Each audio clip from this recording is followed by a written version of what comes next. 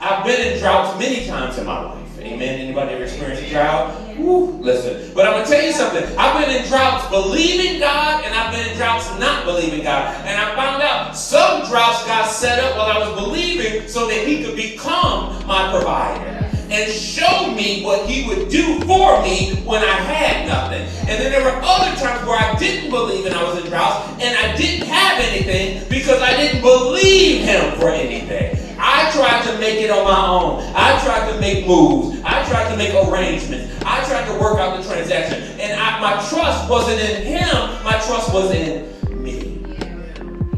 Amen. Anybody understand you've been there? I know I'm not the only one. And in this thing, and it's good that when you've been in a trial and God is providing for you, that he's only going to provide for you when you have met the commandments. When you have done the things that he's required for you to do, then he is obligated to give unto you. When the thing is, I talk to baby Christians, I talk to seasoned Christians, or should be seasoned Christians, and I always ask, when people start telling me their problems, I always ask them one question. First question, what was that? No. Did you pray? Nope. I don't even ask, do you believe? I ask, do you tithe? I ask, do you tithe? And then I wait for them to say, well, no, I don't tithe, I give. And I say, and that's why God don't bless, he gives. Because I've been in both things. I've been in the times with God that he gave me things, but he wasn't blessing me. See, there's a difference between a blessing and a gift. And I had to learn the hard way that God will give me a gift. And God's gifts are better than anybody's gifts. Let me just put that out here. When God gives you a gift, it's better than anything. But when God blesses you, that is a gift that will last a duration. You understand what I'm saying? And so when I say, are you tithing? Then I say, when they say, well, yes, I am tithing. And I say, are you truly tithing? They say, yes. I said, now do you believe? Because listen, it don't matter if you believe if you're not tithing, because you ain't going to get the fullness. So it's the limits of our expectation, because you can only expect something if you have given the fullness of the belief. If you don't fully believe it, I've said this since I started pastoring 15 years ago. Anybody been around long enough? I've said it for 15 years. If you don't fully what? Believe it. You won't fully what? I've said that for 15 years and I've lived it. I've lived it where I didn't fully believe the things that God said because I didn't live it out. I didn't trust him in every area of my life. I've already told the stories. I played, I talked to kids, I was this, I was that. But I said, I'm not giving that church whatever the dollar amount in my tithe. I am not. I'm already working it off through playing. I said the church owed me. They should be cutting me a check. You know what I'm saying? And I would have an attitude. I don't know why they want me to give it to them. They should be giving it to me. I'm doing this for free.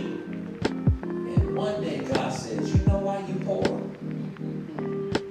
He says, because you look poor, you sound poor, you act poor. He said, that's why you live in poor. He says, because you don't believe that I'm your provider. And he says, you know what? You're already broke. Why don't you test and see what I say is true? Give me 10% of the little you have and watch me. And I'm going to tell you, I did it. But I'm going to tell you something. It was hard tithing. And I taught this story before. I used to have to take the money when I got paid and put it in my wallet and separate it because I wasn't responsible. I had to hide it from myself. I had to separate it because if I kept it with the other change, I'm gonna tell you, I would spend it and then give God the crumbs. And then I had the nerve. I know y'all never did this. I had the nerve to spend all my money and then give God an I owe you. I'm gonna catch you on the next page. But since I'm being all real, the next page something always happened that how my money was situated. And then I would go to the heathen Bible. Well, God, you know my heart. And you know what my intention really was. But I found out my intentions didn't help my blessing level. so I learned God don't care about my intentions. He cares about my productivity. And when I produced what I said, He gave me what I didn't have. And then I had to learn how to be a man of my word and make sure that my word matched my actions. Okay. Because I say, Lord, I loved you, but I would prove that I didn't when I got paid.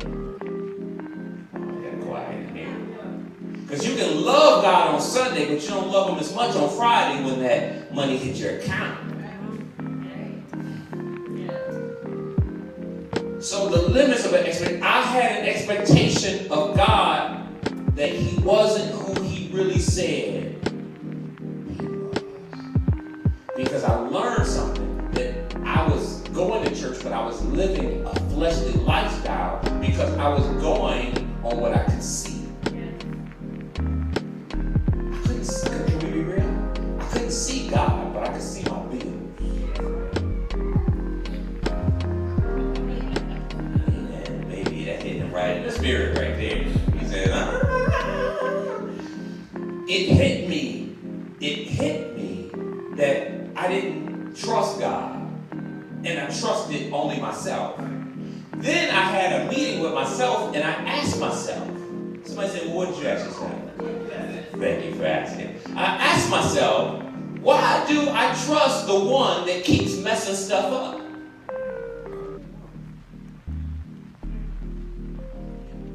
Then it hit me. You trust what you see. And I realized I was going to church, but I didn't trust what I couldn't see. Then I found out that I was trusting something solely because I could see it, even though what I could see was broken. Are you understanding? Am I talking to anybody? And I realized, so I'm really dependent on somebody who has proven that they're not dependable. And I was only talking to myself. I was talking to myself, and now I'm talking about myself. You understand? And then I had a determination about me that I wasn't faithful. I wasn't dependable. I wasn't reliable. And yet I trusted that person. So it hit me. So you mean to tell me I'm in the hole that I am, and I stayed in a continuous hole? It was a cycle. It was a cycle. It was a cycle. It was a cycle. What's doing the same thing? Doing the same thing over and over, but expecting a different result. What is that called? Insanity. And that's where I was. I was in a random insanity. I tried to talk myself out of something, but I wouldn't change my behavior or my thoughts.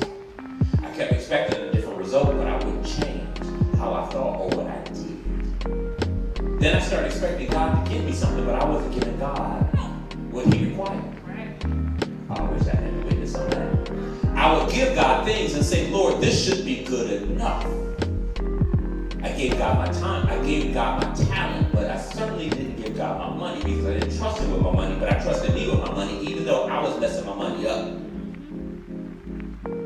My expectation for myself was higher than it should have been, and my expectation for God was lower than it should have been. So after having a meeting with myself, I determined that I was the culprit to the damage.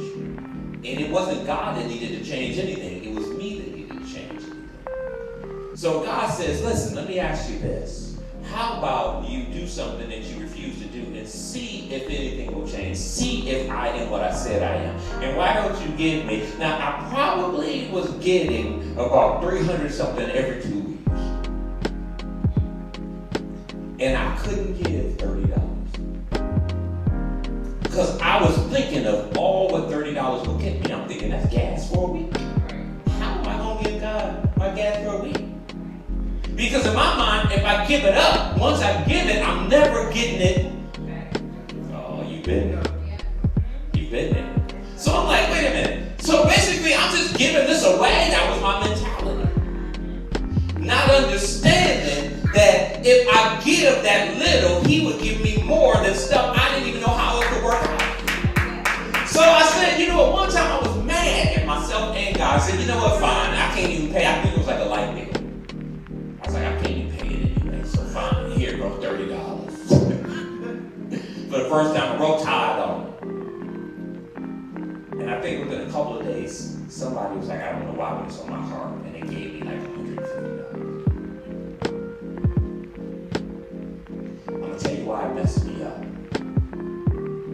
Because I'm like, wait a minute. You mean to tell me I tithe for real? Because before I would give an offering. And my pastors used to say, stop saying you're giving tithe. I mean, stop saying you're giving an offering. You can't give an offering until you tithe. Right. That used to bother me. Can we talk about that? They used to bother me, and I was offended. Most times when we get offended when we're wrong. Just saying, most times in our flesh, whenever we get offended in church, most of the time we mad and we don't appreciate what was said, but it was probably true. Anyway, I was offended because I was the one doing that.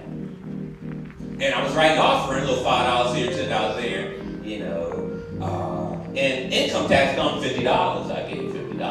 Like $50. Shoot, income tax. Now, the income tax probably like $3,000, but I gave $50. And said that's an offering. So one day the pastor was mad and was like, y'all people who keep giving an offering but don't tithe, says stop giving an offering because you can't even give an offering. God won't even receive that until you are loyal with your tithe. So I had a choice. I said, well, you know what? Next time I'm gonna keep my $50. Now I can't be more real than this. So I was bothered when somebody gave me the $150. Now I tithe $30. Somebody within the next couple of days said, I feel, you know, in my spirit that God will me bless you. And they were like, you know what, you're such a blessing. You're always playing, and you know, because I was playing in the church. They were like, you know what, you're always playing. There's a blessing in me when you play, and I just felt like God was telling me to be a blessing unto you. Now they had no idea that my lights was ready to be cut off. And I remember, I couldn't even afford to pay my bill anyway. But I had a whole bunch of pride. Okay? Whole bunch of pride. Playing in the church mad that I'm playing, not getting paid, with a whole bunch of pride and don't want to get in the church. And don't want to. I'm painting a real bad picture about who I was. This is why I praise God all the time for his deliverance. In this thing. So now I'm blessed with $150. I can pay my light bill, and now I'm mad at God and myself. Thank you. Because I'm like, wait a minute. You mean to tell me I tithe for the first time for real? And I get 5 times what I just get. And now I'm mad. I'm like, do you know where my life could have been? If I would have did this a long time, I've been in this church for years. Every time I gave them offerings. Then I'm like, wait a minute. Well, God, why wouldn't you let me know? And God was saying, well, what do you think was happening every time we talked about tithing? He said, you didn't. He said, your expectation in me was so low, you didn't believe that it would happen. And I had to deal with it. And from that time on, I became a tither. And at that point in time, God began to match my level of expectation. And whatever I believed him for, he matched it because I was faithful in the things he asked me to be faithful for. Then it got finally. Now for years, hear me. When I was starting to tithe, I still had to take the money out and put it in my wallet because I wasn't a good, responsible person financially. If I had it, I spent it. Okay? So then, it took years before I could leave my tithes in the bank. I'm giving way too much of my business out here. Leave, oh Jesus. Do I have any help? Anybody? Thank you. Because I'm like, I feel naked up here. I'm like, wow, so in this thing, and then one day I was finally able to leave the bank and not spend it and say that belongs to God. Then I was able to tithe first and then pay my other stuff and then God began to bless me. But then my expectations grew within myself and within God. And then my expectation of myself was like, okay, now you can be responsible now. Okay, you don't have to do Malachi. You don't have to rob God anymore. You can keep it there. You can do this. You can do that. And my expectations began. And then my expectations said, well, I want more. More out of life, then I would be happy instead of having attitude when I tithe. I would, cheerful giver. I had to